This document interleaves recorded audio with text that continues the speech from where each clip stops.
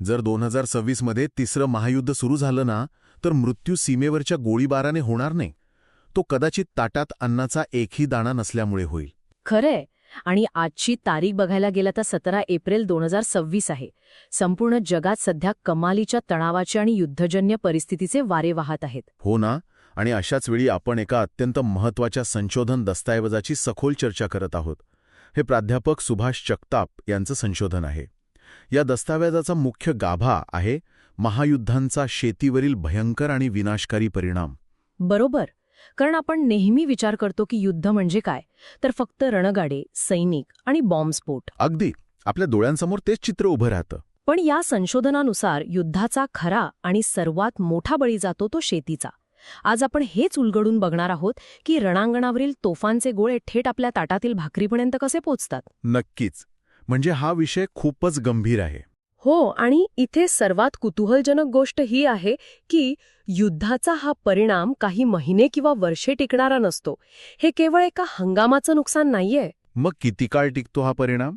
पिढ्यानपिढ्यांचं अन्नचक्र, जमिनीची सुपीकता आणि संपूर्ण मानवी अन्नसाखळी मुळापासून कशी उद्ध्वस्त होते याची ही भयानक यंत्रणा आहे. आपण सीमेवर फक्त जमिनीच्या तुकड्यासाठी लढत नसतो, तर आपण थेट आपल्या उद्याच्या अस्तित्वाशी आणि भाकरीशी खेळत असतो. बापरे, हे ऐकायलाच खूप अस्वस्थ करणारं आहे. पण या ऐतिहासिक आणि भविष्यातील युद्धांच्या परिणामांकडे जाण्यापूर्वी आज आपली अवस्था काय आहे हे समजून घेणं खूप गरजेचं आहे असं मला वाटतं. हो, ती पार्श्वभूमी माहिती असणं आवश्यकच आहे. कारण प्राध्यापक जगताप यांच्या दस्तऐवजानुसार 2050 पर्यंत जगाला अन्न उत्पादनात तब्बल 70% वाढ करावी लागणार आहे. म्हणजे 2010च्या तुलनेत ही 56% अन्न तूट भरून काढायची आहे. आणि ही आकडेवारी जितकी मोठी वाटते ना, त्याहून अधिक भीषण वास्तवाचं आहे. म्हणजे सध्या परिस्थिती जास्त वाईट आहे. हो ना. 2024च्या आकडेवारीनुसार आपण आधीच एका मोठ्या संकटाच्या मध्यभागी उभे आहोत. आजच्या घडीला जगात 773 दशलक्ष लोक भुकेने त्रस्त आहेत. 773 दशलक्ष? हा आकडा खूपच मोठा आहे. एवढंच नाही, जवळपास 2.33 अब्ज लोकांना 2 वेळचं अन्न मिळेल की नाही याची कोणतीही शाश्वती नाही.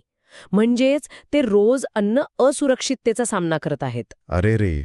आणि त्यात भर म्हणजे शेतीमधून आधीच 1/3 हरितगृहवायू म्हणजेच ग्रीनहाऊस गॅसचं उत्सर्जन होत आहे. आणि तरीही तयार होणाऱ्या अन्नापैकी 30% अन्नाची आपण कचराकुंडीत नसाडी करतो. थांबा. हे थोडं अधिक गुंतागुंतीचं होत चाललंय. एकीकडे अन्न नाहीये आणि दुसरीकडे आपण 30% फेकून देतोय. अगदी.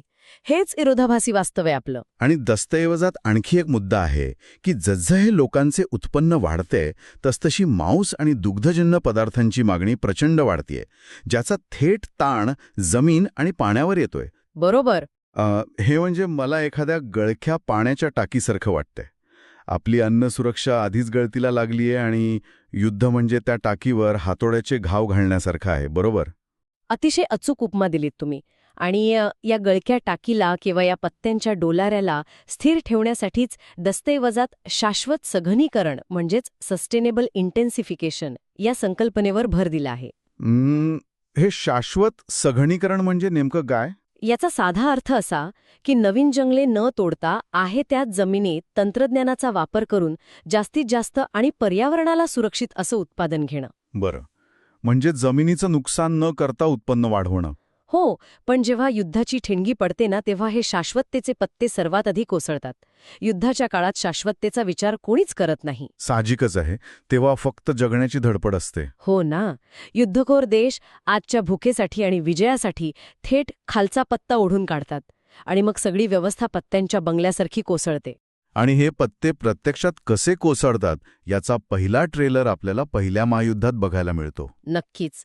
1914 ते 1918च्या त्या काळाने जागतिक शेतीचं चित्र रातोरात बदलून टाकलं. हो. कारण युरोपच्या सुपीक जमिनींवरून जेव्हा रणगाडे फिरू लागले तेव्हा गव्हाचं मुख्य उत्पादन अचानक युरोपमधून अमेरिका, कॅनडा आणि ऑस्ट्रेलियाकडे वळलं. कारण युरोपमधील शेतीव्यवस्था पूर्णपणे जमीनदोस्त झाली होती. तिथली आकडेवारी पाहिली तर धडकी भरते. असं काय झालं होतं तिथे नक्की? फ्रान्स आणि इटलीमध्ये गव्हाचं उत्पादन 50%पेक्षा जास्त घटले. जर्मनीतील ओट्सचं उत्पादन 59% खाली आले. आणि प्राण्यांची अवस्था तर विचारूच नका. प्राण्यांवरही इतका वाईट परिणाम झाला? हो, डेन्मार्कमध्ये पशुधन चक्क 1/4वर आले आणि संपूर्ण युरोपात गुरे 30 ते 50% मारली गेली किंवा खाल्ली गेली. शेतीत काम करण्यासाठी माणसंच शिल्लक नव्हती. टंचाई निर्माण झाली. हो, ते तर होणारच होतं. आणि त्यातून युकेमध्ये विमेन्स लँड आर्मीसारखे प्रयोग झाले. महिलांनी शेतीची संपूर्ण धुरा अत्यंत समर्थपणे आपल्या खांद्यावर घेतली. अगदी बरोबर. आणि याच टंचाईमुळे शेतीत यांत्रिकीकरण आलं, ट्रॅक्टरचा वापर वेगाने वाढला. मग एकीकडे आपण युद्धाला विनाशकारी म्हणतोय, पण याच युद्धाने महिलांना शेतीच्या मुख्य प्रवाहात आणले आणि ट्रॅक्टरसारखे प्रगत तंत्रज्ञान दिले. हे तर एका अर्थी प्रगतीचे पाऊल वाटते, नाही का? वरवर पाहता ती नक्कीच प्रगती वाटते. पण इथेच युद्धाचे अर्थकारण समजून घेणं महत्वाचं ठरते. म्हणजे कसं? तंत्रज्ञान आले, ट्रॅक्टर आले, उत्पादन वाढले, हे सगळं खरं आहे. पण युद्ध संपल्यानंतर काय झाले? 1918 नंतर जेव्हा युरोप सावरू लागला आणि त्यांनी पुन्हा स्वतःचे उत्पादन सुरू केले, तेव्हा अमेरिकेत धान्याचे अतिरिक्त उत्पादन झाले, ज्याला आपण ओव्हर सप्लाय म्हणतो. अच्छा, म्हणजे मागणी कमी आणि पुरवठा प्रचंड. हो, आणि ह्याचा परिणाम असा झाला की 1920 आणि 1921 मध्ये जागतिक बाजारात धान्याच्या किमती तब्बल 50% कोसळल्या. अरे बापरे, म्हणजे निम्म्या किमतीत धान्य विकावं लागलं. हो ना, ज्या शेतकऱ्यांनी युद्धाच्या काळात जगाला जगवलं तेच शेतकरी ट्रॅक्टर आणि जमिनीच्या कर्जाच्या खाईत गाडले गेले. ही एक प्रकारची भयानक मंदी होती. म्हणजे अचानक आलेली तेजी आणि नंतर आलेली भीषण मंदी. शेतकऱ्यांसाठी हा गोल्ड रश नंतरचा भयानक काळ होता. पण मला पहिल्या महायुद्धातील अजून एका गोष्टीबद्दल विचारायचं आहे. विचारा ना. दस्तऐवजात असा उल्लेख आहे की खत कारखान्यांचं रूपांतर अचानक दारुगोळ्याच्या कारखान्यांत झाले. खत आणि दारुगोळा यांचा नेमका संबंध काय? रसायनं तीच असतात का? हाच तर या सगळ्या विनाशाचा रासायनिक पाया आहे. हवेतून नायट्रोजन खेचून काढण्याची जी प्रक्रिया असते, ज्याला हेबर बॉश प्रक्रिया म्हणतात, ती वनस्पतींची वाढ झपाट्याने करण्यासाठी वापरली जाते. हां, नायट्रोजन खत म्हणून वापरतात ही माहितीये. पण याच नायट्रोजनचा वापर प्रचंड स्फोटक क्षमता निर्माण करण्यासाठी होतो. त्यामुळे जेव्हा युद्ध सुरू झाले तेव्हा जमिनीची सुपीकता वाढवणारे कारखाने रातोरात बॉम्ब आणि तोफांचे गोळे बनवणाऱ्या कारखान्यात बदलले गेले. बापरे, म्हणजे जे तंत्रज्ञान जीवदान देणारं होतं तेच जीव घेणारं बनलं. आणि दुर्दैव बघा, पहिल्या महायुद्धातून आपण काहीही धडा घेतला नाही. अवघ्या 2 दशकानंतर दुसरे महायुद्ध सुरू झाले. खरंय, मानवाने इतिहासातून काहीच शिकलं नाही. 1939 ते 1945च्या या काळात आपण शेतीचं रूपांतर एका पूर्णपणे औद्योगिक आणि विनाशकारी कारखान्यात केले. दस्तऐवजानुसार या काळात लक्ष केंद्रित केले गेले ते केवळ कॅलरीयुक्त पदार्थांवर. युकेमध्ये धान्याखालील क्षेत्र तब्बल 38% वाढलं. पण इथे सर्वात भयानक तांत्रिक बदल कोणता झाला माहितीये का? कोणता? पहिल्या महायुद्धात खतांचे कारखाने बॉम्ब बनवत होते. दुसऱ्या महायुद्धानंतर नेमकं ह्याच्या उलट झालं. स्फोटकांमधील अमोनियम नायट्रेटचा थेट खत म्हणून शेतीत वापर सुरू झाला. अच्छा, म्हणजे युद्ध संपल्यावर दारुगोळा उरला असेल. हो, युद्ध संपल्यावर दारुगोळ्याच्या या अवाढव्य कारखान्यांना नवीन बाजारपेठ हवी होती. मग त्यांनी आपले लक्ष शेतीकडे वळवले. आणि याच काळात युद्धासाठी विकसित झालेली विषारी रसायने कीटकनाशके म्हणून शेतात फवारली जाऊ लागली. मला हे थोडं समजायला कठीण जाते. म्हणजे आज आपण जे सुपरमार्केटमध्ये जातो आणि आपल्याला जे शेतीचे ढीगभर उत्पादन दिसते, त्याची मूळ रचना खरं तर या दुसऱ्या महायुद्धाच्या विनाशकारी तंत्रज्ञानातून आणि रसायनांमधून आली आहे. दुर्दैवाने हेच सत्य आहे. म्हणजे तलवारीचं रूपांतर नांगरात करण्याऐवजी आपण चक्क बॉम्ब बनवणाऱ्या रसायनांचे खतांमध्ये रूपांतर केले. दस्तऐवजात एका चित्राचा उल्लेख आहे. दुसऱ्या महायुद्धानंतरच्या एका पडक्या बंजर जमिनीवर उभा असलेला गंजलेला ट्रॅक्टर. हो, तो संदर्भ खूपच बोलका आहे. हे चित्र फक्त यंत्राचे नाही, तर एका हरवलेल्या नैसर्गिक शेतीचं प्रतीक वाटतंय मला. नक्कीच. तो गंजेला ट्रॅक्टर उद्ध्वस्त झालेल्या जागतिक अन्न व्यवस्थेचा मूक साक्षीदार आहे. आणि या औद्योगिक शेतीच्या मॉडेलसोबतच दुसऱ्या महायुद्धाचा आणखी एक काळाकुट्ट अध्याय होता. तो कोणता? सक्तीचे शोषण आणि मानवनिर्मित दुष्काळ. जर्मनीने अन्न उत्पादनासाठी लाखो परदेशी कामगार आणि युद्धकैद्यांना गुलामांसारखे राबवले. पण सर्वात जास्त किंमत चुकवावी लागली ती वसाहतींमधील सामान्य माणसाला. हो, ते आकडे वाचून आजही अंगावर काटा येतो. 1943च्या बंगालच्या दुष्काळात तब्बल 30 लाख लोकांचा तडफडून मृत्यू झाला. पण हा दुष्काळ काही निसर्गाच्या लहरीपणामुळे आला नव्हता, बरोबर? अजिबात नाही. तो पूर्णपणे राजकीय आणि लष्करी धोरणात्मक चुकांचा परिणाम होता. तत्कालीन ब्रिटिश सरकारने युद्ध आघाडीवर लढणाऱ्या सैनिकांसाठी भारतातील अन्नधान्य सक्तीने वळवले. आणि स्थानिक लोकांसाठी अन्नच शिल्लक ठेवलं नाही. अगदी तेच. अगदी. अशीच भयानक परिस्थिती सोव्हिएत युनियनमध्ये होती. तिथे लेनिनग्रॅडच्या वेढ्यामध्ये उपासमारीमुळे 15 लाख लोकांनी जीव गमावला. आग्नेय आशियातील तांदळाची अर्थव्यवस्था तर पूर्णपणे कोलमडून पडली होती. आणि भारतावरील परिणामांचा विचार केला तर परिस्थिती किती विदारक होती हे या दस्तऐवजातून स्पष्ट होते. युद्ध प्रयत्नांसाठी अन्नधान्य वळवल्यामुळे स्थानिक पातळीवर प्रचंड टंचाई निर्माण झाली. हो, महागाई गगनाला भिडली होती. हो ना. 1913च्या तुलनेत किमती दुप्पट झाल्या होत्या. सामान्य माणसाला अन्न विकत घेणं अशक्य झाले होते. आणि ताग, कापूस यांसारख्या नगदी पिकांची निर्यात पूर्णपणे ठप्प झाली होती. या सगळ्यातून सावरण्यासाठीच अमेरिकेचा फूड फॉर पीस कार्यक्रम जन्माला आला. पण त्याची मुळं ह्याच युद्धाच्या राखेत आणि अतिरिक्त उत्पादनाच्या समस्येत दडली आहेत. अधिक उत्पादन घेण्याची जी भूक आजच्या कृषी पद्धतीत दिसते ती ह्याच मानवनिर्मित टंचाईतून आलेली आहे. हे सगळे इतिहास ऐकल्यावर आता आपण पुन्हा 2026च्या वर्तमानात येऊया. आज आपण पुन्हा एकदा 1914 सारख्याच एका स्फोटक उंबरठ्यावर उभ्या आहोत. खरंय, परिस्थिती खूपच नाजूक आहे सध्या. दस्तऐवजात आजच्या तणावाचे अतिशय स्पष्ट चित्र उभे केले आहे. मध्यपूर्वेतील अमेरिका इराण इस्रायल संघर्ष, रशिया युक्रेनचे प्रदीर्घ चाललेले युद्ध आणि चीन तैवानमधील कमालीचा तणाव.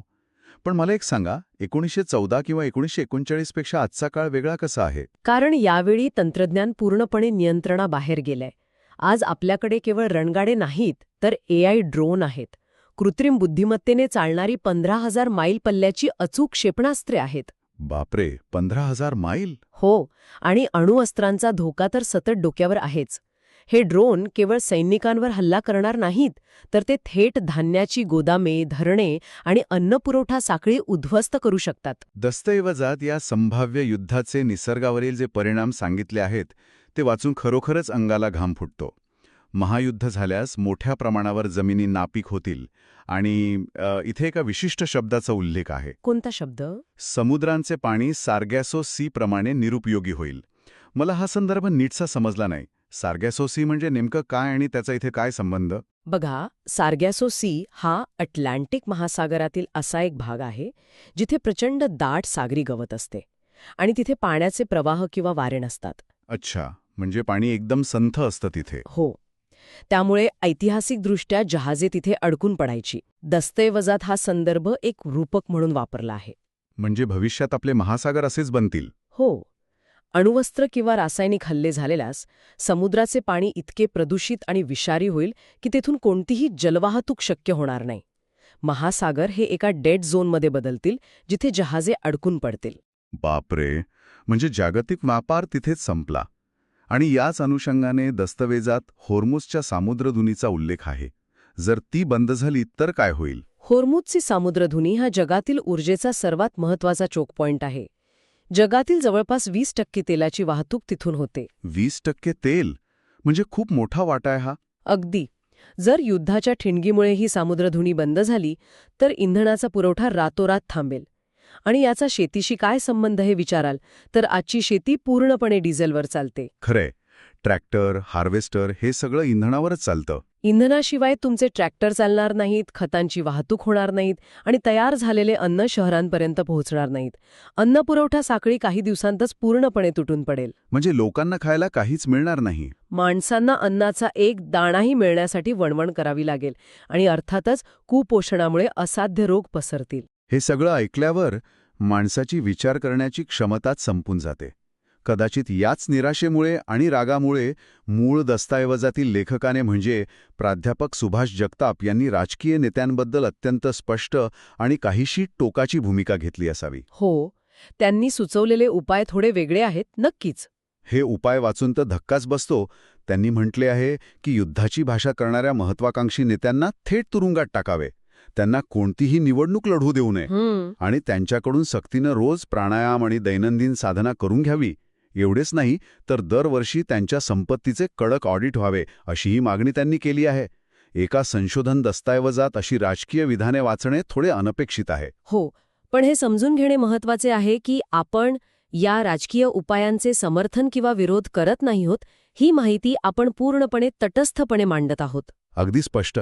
आपण फक्त दस्तऐवजात जे आहे ते सांगत आहोत. पण जर आपण या व्यापक चित्राकडे पाहिले तर लेखकाचा हा संताप कुठून येतो हे समजण्यासारखे आहे. तो संताप येतो युद्धामुळे होणाऱ्या विनाशकारी परिणामांमधून आणि मानवाच्या अस्तित्वाच्या चिंतेतून. खरे, सर्वसामान्यांचा जीव टांगणीला लागलेला असतो यात.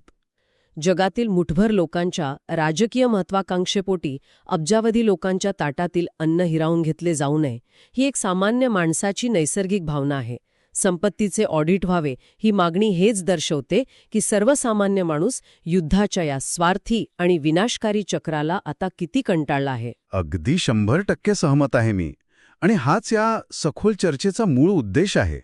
इतिहास आपल्याला अतिशय कठोर शब्दांत सांगतो की युद्ध हे फक्त सीमेवरच्या रणभूमीवर लढले जात नाही, ते प्रत्यक्ष शेतकऱ्याच्या बांधावर आणि सर्वसामान्यांच्या ताटातही लढले जाते. नक्कीच. 2026च्या या प्रचंड तणावपूर्ण काळात जागतिक नेत्यांमधील संवाद आणि राजनैतिक प्रयत्नच आपल्याला या संभाव्य अन्न संकटातून वाचवू शकतात. कारण तोफांच्या गोळ्यांमधून कधीही धान्याचे दाणे उगवत नसतात, हे सत्य आपण सगळ्यांनीच ध्यानात ठेवायला हवे. जाता जाता ऐकणाऱ्या प्रत्येकासाठी एक अस्वस्थ करणारा विचार सोडून जातो. आपण पाहिलं की पहिल्या महायुद्धाने मजुरांच्या टंचाईतून आपल्याला ट्रॅक्टर दिले. हो. दुसऱ्या महायुद्धाने बॉम्बच्या कारखान्यांमधून रासायनिक खतं आणि कीटकनाशकं दिली. जर दुर्दैवाने 2026मध्ये कृत्रिम बुद्धिमत्ता आणि ड्रोन्सवर आधारित हे तिसरे महायुद्ध झालेच, तर त्या विनाशकारी राखेतून शेतीचे कोणते नवीन आणि कदाचित भयंकर तंत्रज्ञान उदयाला येईल? हां, खरोखरच विचार करायला लावणारा प्रश्न आहे. आणि त्याहूनही महत्वाचा प्रश्न, ते भयानक तंत्रज्ञान वापरण्यासाठी आपल्याकडे 1 इंचभर तरी सुपीक जमीन शिल्लक असेल का? या सखोल चर्चेत सहभागी झाल्याबद्दल आणि वेळ दिल्याबद्दल खूप खूप धन्यवाद. अशाच विचार करायला लावणाऱ्या विषयावर पुन्हा भेटूया.